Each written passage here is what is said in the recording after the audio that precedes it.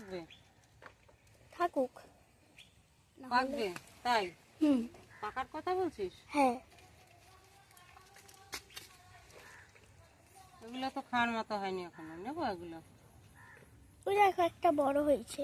হুম, এই যে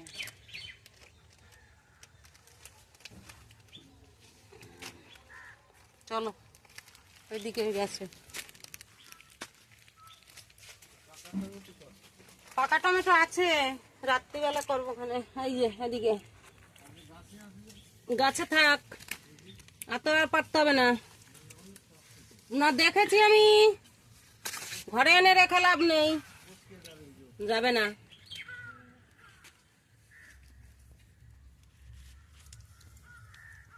তুই হঠাৎ কোথায় এই গাছ ওই সাথে? এই যে বেগুন,